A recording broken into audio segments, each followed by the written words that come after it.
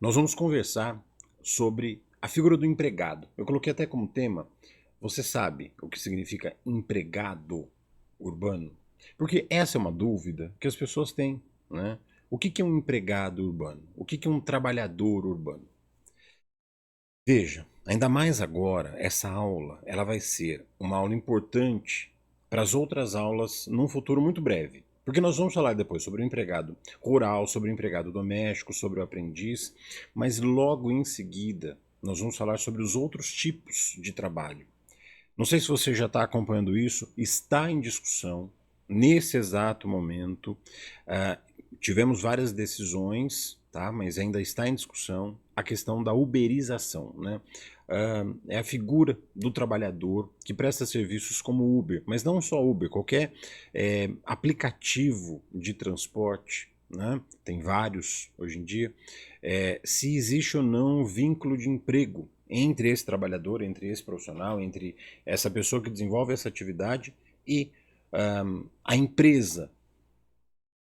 Tem um projeto de lei que foi encaminhado ao Congresso no final da semana passada que discute essa questão, tenta afastar a figura do vínculo de emprego. Vitor, isso é bom, é ruim? O que você acha disso? Eu vou fazer uma aula específica sobre isso, tá? Vai ter uma aula que a gente vai trabalhar especificamente essa questão dessas novas formas de trabalho. Veja, a CLT, ela é de 1943. Eu não estou dizendo que está errado, que está certo, que é anacrônico, não é isso, tá? Mas a gente tem também que pensar que as relações de trabalho vão mudando. É muito simples pensar. Quando a gente fala em história, né? História mesmo. Qual a gente estuda no colégio, né? História. Nós temos mais ou menos 4 a 5 mil anos desde a invenção da escrita, né?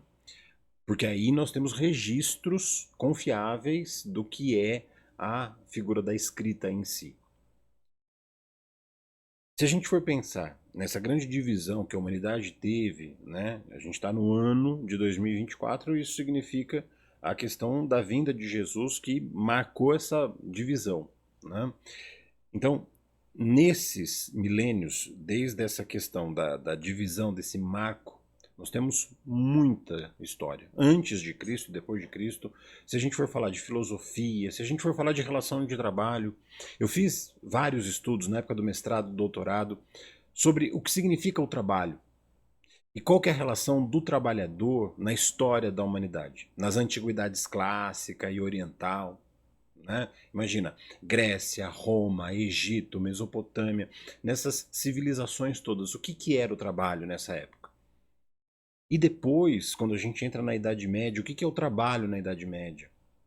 Quando a gente tem a baixa Idade Média, para depois entrar na fase do modernismo, depois da fase contemporânea, se a gente for ver em todas essas fases, né, antes de Cristo, depois de Cristo, questões de 2, 3, 4 mil anos atrás, até recentemente, a figura da prestação de serviço, a figura do trabalho evoluiu, mudou muito. Quando a gente fala evolução, normalmente as pessoas associam a evolução como algo que vai ficando bom, não é? Assim, ah não, está evoluindo, está melhorando. Não é necessariamente esse o enfoque da expressão evolução. Ela vai sim se modificando. Às vezes ela melhora a relação, às vezes ela piora a relação. E é isso que eu quero encarar com vocês nessas aulas. Então, hoje nós vamos falar sobre a figura do trabalhador empregado, do urbano clássico. Logo em seguida, nós vamos falar do rural, do doméstico e do aprendiz. Esses são os empregados que nós temos na nossa atual legislação, na CLT e em legislação específica. Por que eu falo legislação específica? Trabalhador rural e trabalhador doméstico têm legislação específica. Eles não são regidos pela CLT. Tudo bem, naquilo que for omissa a legislação própria, pode buscar a CLT se quiser encontrar alguma coisa. Mas não é essa a intenção, tem lei própria, né? Por esses motivos todos, a gente tem um norte. Tem algumas relações que a gente precisa trabalhar. Agora, e as outras relações? E essas novas formas de prestação de serviço ou de trabalho que a gente tem? Aonde a gente vai alocar essas pessoas? A gente precisa trabalhar todos esses conceitos. Então, fica atento, porque nessas nossas aulas todas, nessa grande série de aulas que eu vou fazer com você, você vai se deparar com muita novidade, com muita atualização, tá? Tanto que depois a gente vai ter um dia específico só para as atualizações da legislação, né? Aquilo que a gente vai trabalhar com as atualizações da legislação. Mas é muito tema, é muito ponto importante, é muita questão necessária, tá? Só tem um pouquinho de paciência, porque nessa aula a gente ainda vai falar de um aspecto que as pessoas sabem. Mas eu já vou introduzir a modificação, né, o que vai acontecer depois, na aula de hoje e na aula de amanhã. Fica muito atento, tá? Depois, nas aulas de quarta, quinta, sexta, nas outras aulas que nós vamos ter o estudo do processo, da prática e depois das atualizações, e aí a gente vai retomando depois o direito do trabalho, tá? Essa é a forma que nós vamos trabalhar. Eu sempre gosto de deixar, e eu acho isso muito importante, os contatos, né, os nossos contatos aqui. Por quê? Porque se você tiver dúvida, me manda mensagem. Vai ser um prazer de verdade falar com você. Peço desculpa se eu demorar um pouquinho, que às vezes manda mensagem, aí demora um dia ali para responder, o aluno já fica enlouquecido, não é? A gente está muito no imediatismo, mas é natural, né? Mas eu prometo que eu vou responder, prometo. Se por acaso demorar mais de um dia, me cobra, não tenha vergonha, não tem problema com isso não. Falou, pô, Vitor, você não me respondeu. Qual é a tua? Me fala aí. Pronto, eu vou responder. Com muito prazer eu vou responder. E os contatos, os básicos estão aí, né? O Instagram e o TikTok, porque são dois espaços que a gente pode conversar, que você pode me mandar mensagem, você pode acompanhar os vídeos que eu tenho postado, e aí a gente vai ter a oportunidade de conversar bastante, tá bom? É muito importante isso, beleza? Olha só, primeiro ponto que a gente precisa analisar. Primeiro ponto, então vamos lá. O objetivo específico é falar sobre os empregados, mas na visão primeiro do empregado urbano. Quem que é o empregado urbano? Né? A CLT, desde 43, define empregado como toda pessoa física que presta serviços de natureza não eventual, subordinado ao empregador mediante salário e pessoalmente. Essa definição toda ela vem descrita em dois artigos. O artigo 3º da CLT, quando fala do empregado, mas essa questão da pessoalidade é um conceito que está no artigo 2º, parte final. Por isso que eu defino sempre, deixo claro aqui, ó, disposto nos artigos 3º e 2º, parte final do 2º, tá? Esse material está disponível para vocês, esse material é de vocês, tá? Se você já está acompanhando as aulas, você está com ele aí. Se você não tiver, me manda mensagem, Vitor. Cadê o material? Eu te explico como é que você faz para conseguir o material, tá? Mas vai estar sempre na descrição aqui do nosso vídeo, tá bom? Empregado, então, é a pessoa que presta serviços de natureza não eventual, subordinado ao empregador mediante salário pessoalmente, mas precisa ser uma pessoa física, tá? Um ponto fundamental, já que eu estou introduzindo um ponto que a gente vai falar nas próximas aulas, tem uma questão importante, que é a questão da habitualidade ou da não eventualidade, né? São 5 requisitos. O primeiro deles é ser pessoa física. O fato de ser pessoa física, qualquer empregado é pessoa física, qualquer trabalhador é pessoa física. Isso não é uma novidade, né? Agora, ser pessoa física, ser pessoa natural, é o primeiro requisito de outros 4 requisitos. O segundo requisito é a questão da não eventualidade ou da habitualidade, que é um requisito que ele entra em choque quando a gente fala de outros tipos de trabalhador. Por exemplo, o empregado doméstico, tá? Para o empregado urbano, é isso que a gente está trabalhando nesse exato momento, não tem um número de vezes na semana. Quantas vezes na semana o empregado precisa comparecer à empresa ou precisa estar lá para ser vínculo de emprego? Não tem. Uma vez na semana, uma vez a cada 15 dias já é suficiente para ser considerado empregado. Agora, e o empregado doméstico? Quantas vezes na semana? Empregado doméstico, a lei complementar 150 de 2015 explicitamente fala que tem que ter mais de 2. Então, a partir de 3 vezes já é empregado. E menos de 3. Então, 2 vezes na semana, uma vez na semana, não é empregado. É o conceito clássico do que é diarista, tá? Veja, é um tipo de trabalhador que a lei considera como eventual, nesse caso, porque Para ser trabalhador eventual, a gente tem aquele conceito da teoria do evento, né? Uma vez que se perfaz, ele já recebe ali na hora. Mas por mais que uma trabalhadora que, por exemplo, faz faxina, ela vai toda segunda e quinta, ela sempre trabalha no mesmo horário, ela sempre dispõe lá a sua atividade sempre. Todo dia ela está lá. Todo dia não, né? Toda segunda e quinta. Ela recebe por mês. E aí, ela é ou não é empregada? Não é empregada pelo texto da lei. Ah, Vitor, mas dá. Então, a gente vai entrar num conflito dogmático, né? Porque dá para interpretar a legislação? Dá, mas não é o objetivo, né? O objetivo é seguir o texto da lei. Então, nesse caso, pessoa física que presta serviço de natureza não eventual, empregado comum, e o doméstico, tem que ter pelo menos 3 vezes na semana para ser empregado. Com menos de 3 vezes, é trabalhador diarista, tá bom? Agora, o terceiro requisito essencial é a figura da subordinação, né? É a figura da subordinação. O que significa ser subordinado? Esse conceito de subordinação é um conceito muito importante que eu vou começar hoje, né? Eu vou falar um pouco nas outras aulas e quando a gente for falar desses outros tipos de trabalhador, vai ser o grande diferencial em relação a essa figura. Porque subordinação, historicamente, a gente sabe que a subordinação ela era uma vinculação por um conceito técnico. No primeiro momento era um conceito técnico. Então o empregado é subordinado ao empregador porque o empregador sabe mais do que ele. Mas esse conceito ficou no pós-feudalismo, né? Não dá para a gente pensar que o empregador sabe mais do que o empregado. Não, o empregador é um investidor. Ele quer lucro, ele quer retorno. Não significa dizer que ele tenha necessariamente conhecimento técnico. Ele pode ter o conhecimento técnico? Pode. Mas é esse o requisito que faz com que o empregado, perdão, o trabalhador seja ou não empregado, né? O empregador conhecer mais ou menos tecnicamente sobre a atividade da empresa? Não. O fato do empregador ter conhecimento técnico pode ser um plus, pode ser algo que complemente, algo que auxilie o próprio empregador a desenvolver as atividades, mas não, ele vai contratar o empregado, né? Por exemplo, imagina, uma pessoa é dona de uma instituição de ensino. Ela precisa que os seus funcionários tenham conhecimento técnico? Não, não precisa. Precisa que saibam, que tenham conhecimento, que os funcionários tenham conhecimento técnico, o empregador não precisa ter. Tá? Esse foi o primeiro, historicamente, o primeiro conceito relacionado à subordinação.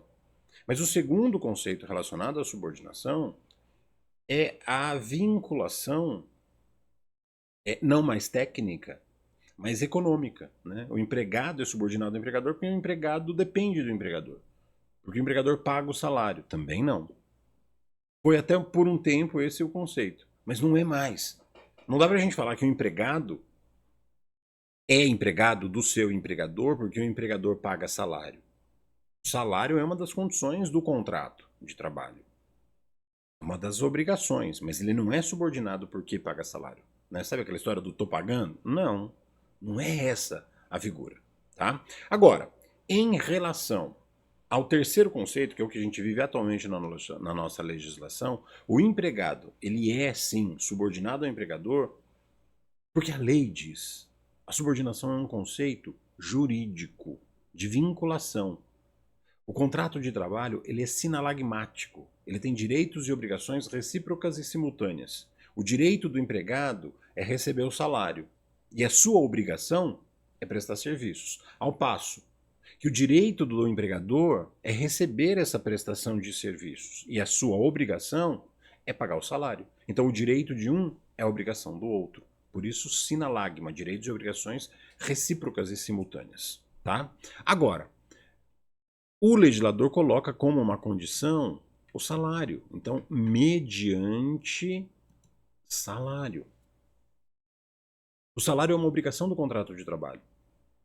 É uma das condições essenciais do contrato de trabalho. Existe contrato, por exemplo, que não tenha contraprestação pecuniária? Sim, uma prestação voluntária. O voluntariado está previsto em lei, mas ele não é empregado. Ah, mas dá para confundir? Dá para discutir muito essa questão, tá? Mas na essência, não. Na essência, o empregado ele precisa ter uma contraprestação. A gente usa a expressão, né, mediante salário porque é o texto da lei, mas é uma contraprestação pecuniária, que em regra chama salário, mas nós sabemos que o nome mais abrangente é remuneração, e o legislador, no 457 da CLT, quando define remuneração, fala que é a composição de salário mais gorjetas, tá? É a composição de salário mais gorjetas. Tem que juntar esses dois pontos e estabelecer o que é a gorjeta. Em linhas gerais, a gente vai falar mais para frente sobre isso. Em linhas gerais, o conceito de salário, perdão, de remuneração, né, é que salário é a contraprestação paga diretamente pelo empregador e a gorjeta é aquilo que é pago por terceiros, sem nenhuma circunstância relacionada ao prestador, né? Porque veja, o terceiro que se beneficia da prestação de serviços paga gorjeta. O garçom, o sujeito que trabalha num posto de combustível vai fazer lá a verificação no carro, medir o óleo, calibrar pneu, lá, limpar o para-brisa. Ele presta um serviço e aí o sujeito que recebeu esse serviço vai lá e paga a gorjeta. Gorjeta é uma espécie de remuneração, mas ela não integra o salário, tem até dispositivo simulado sobre isso, mas oportunamente a gente fala sobre isso, tá bom? E o último requisito é a pessoalidade. É a pessoalidade. O que significa pessoalidade? Né? Significa dizer que o sujeito pessoalmente presta serviços. A contratação é personalíssima. O que afasta essa relação da figura da terceirização. Porque lembra, a terceirização é a contratação de mão de obra por meio de empresa interposta. Interpor é colocar entre. Tem o tomador de serviços, o trabalhador e a empresa que precisa dos serviços. Tá? Então, interpor é colocar o empregado, o trabalhador, né, melhor dizendo, porque ele vai ser empregado da empresa prestadora de serviços. Mas ele não vai ser empregado da tomadora de serviço ou da contratante. Depende da expressão, porque a própria lei usa uma expressão para a figura da terceirização e outra para o trabalho temporário. Mas no frigir dos ovos a relação é a mesma. Tá? Bom, isso é o que nós temos em relação à figura do empregado. Tá? Mas qual que é a diferença disso em relação à Constituição? É importante a gente falar rapidamente sobre isso, até para a gente introduzir o tema agora da próxima aula, porque veja, sob o aspecto constitucional, a expressão trabalhador e empregado se confunde. Tá? Por que eu falo isso?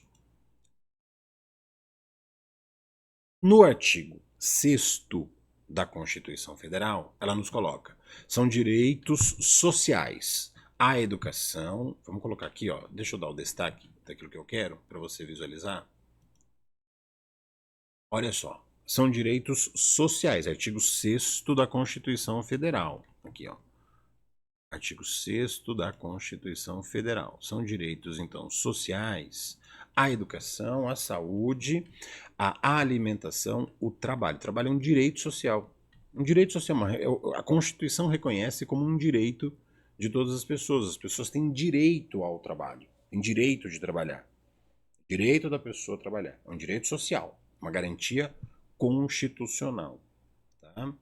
E aí ele coloca outros direitos, né? Moradia, transporte, lazer, segurança, previdência social, proteção à maternidade, à infância, à assistência aos desamparados. E aí ele coloca, na forma desta Constituição, na forma da Constituição.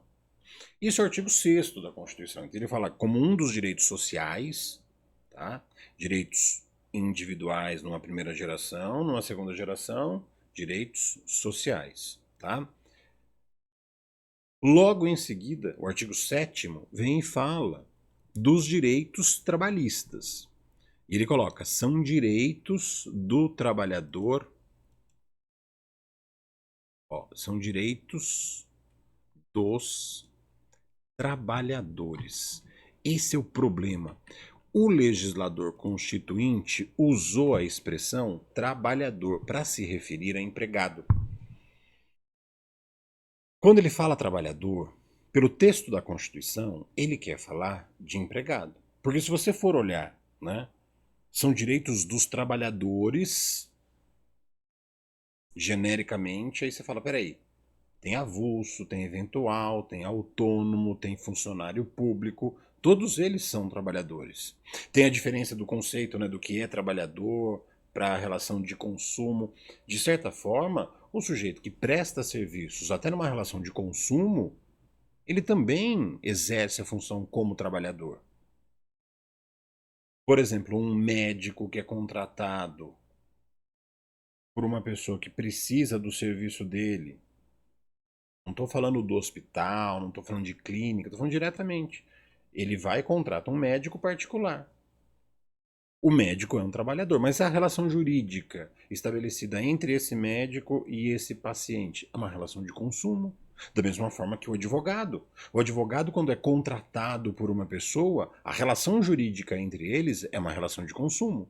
É diferente quando o advogado é contratado por um escritório e aí ele vai prestar serviços para o escritório. Significa dizer que ele é empregado do escritório? Não. Ele pode ser empregado? Pode. Mas aí a gente tem que ver outras variáveis. A jurisprudência hoje, especialmente na segunda região, na 15ª, na primeira região, depois a gente vai falar um pouco mais sobre esse aprofundamento e essa questão das atualizações. Né? Tem uma decisão recente agora do TRT da primeira região que afastou o vínculo de emprego. Falou, não tem relação entre o advogado e o escritório. Falou, não, é associado. Tem uma decisão recente do TST. A gente vai ter um dia só sobre as atualizações da legislação. É muito importante isso. Precisa ficar ligado nisso. Tá? Então, quando a gente fala dessa questão da relação, esse tipo de relação é uma relação de consumo. Mas ele é trabalhador? Ele é. Mas ele não está nessa relação clássica de trabalho. Ao passo que o artigo 7º da Constituição, quando fala de trabalhador, ele refere-se ao empregado. Essa é a grande questão. Então, quando você lê aí a expressão são direitos dos trabalhadores, aí ele usa duas expressões. Trabalhador urbano, que é o que a gente falou hoje, e o trabalhador rural, que é a nossa próxima aula. Trabalhador rural. Essa, pronto. E ele coloca, além de outros que visem a melhoria da sua condição social, e ele vai colocar 34 incisos. 33 desses incisos você vai ver que são direitos trabalhistas. E o 34º inciso fala da diferença entre trabalhador, né, empregado, e o estivador, o trabalhador avulso, tá, que é um outro tipo de trabalhador, mas que a Constituição colocou como detentor dos mesmos direitos trabalhistas. Mas a gente tem que encarar essas novas formas de trabalho, essa modificação que a gente tem vivido no nosso ordenamento e tentar adequar ou encaixar esses trabalhadores em uma dessas relações. Senão a gente vai viver uma constante falta de equilíbrio nessas relações. Tá certo? Bom, esses são os conceitos, né, relacionados a empregados, os 5 requisitos do vínculo de emprego, a diferença que a gente tem em relação ao texto da Constituição, com a ressalva muito importante, porque ele coloca nesse mesmo artigo 7º 3 tipos de empregado. O empregado comum, que é o urbano, que é o regido pela CLT. Também ele fala do trabalhador rural, né? Ele menciona aqui o trabalhador rural, mas como eu mencionei, é matéria, né, para a próxima aula, só adiantando aqui, ó, é a lei número 5859 de 73. Perdão, 5889 de 73, tá? 1973. Essa é a atual legislação que nós temos em relação ao trabalhador rural. O trabalhador rural é regido por essa lei. Ah, Vitor, mas a CLT se aplica? Regra? Não. Mas naquilo que for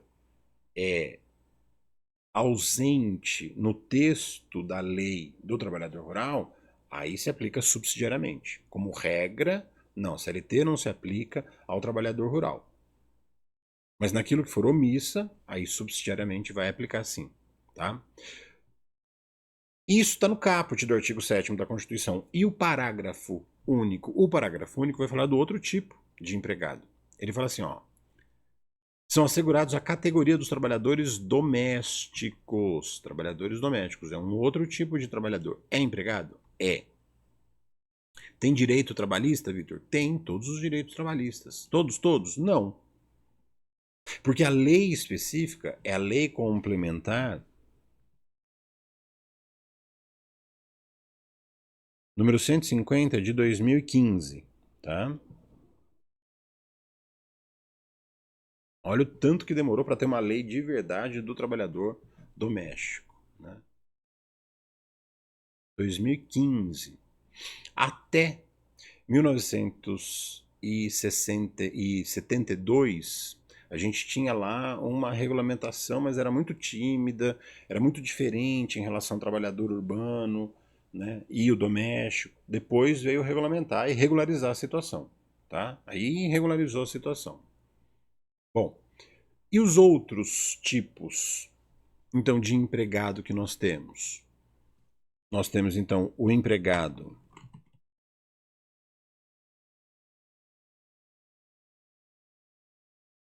urbano, o empregado rural, o empregado doméstico e o aprendiz. Peraí, Vitor, mas aprendiz é empregado? É empregado, tem direitos trabalhistas, sim, mas muito, muito, muito reduzidos, tá? Inclusive o aprendiz, ele é regido pela própria CLT, tá? O empregado urbano, ele é regido pela CLT. O empregado rural, ele tem lei própria, como eu mencionei, né? É a lei 5889 de 73. O doméstico também tem lei própria, que é a Lei Complementar número 150 de 2015. Vitor, por que lei complementar? Porque o legislador, quando ele estabeleceu o artigo 7º, inciso 1º da Constituição, né, ele fala que a questão da dispensa arbitrária ou sem justa causa, ela virá disciplinada nos termos de lei complementar que preverá a indenização compensatória. Então, o próprio legislador constituinte falou: para mandar o empregado embora, tem que estar regulamentado em lei complementar. Até hoje não vê essa lei complementar dos empregados em geral. Mas para regulamentar esse dispositivo para o empregado ou empregada doméstica, precisava de lei complementar. Por isso que a lei do empregado doméstico é uma lei complementar. Esse é o motivo, tá? Por isso que é lei complementar. E lembra, o quórum de aprovação é mais específico do que o quórum de uma lei ordinária, né?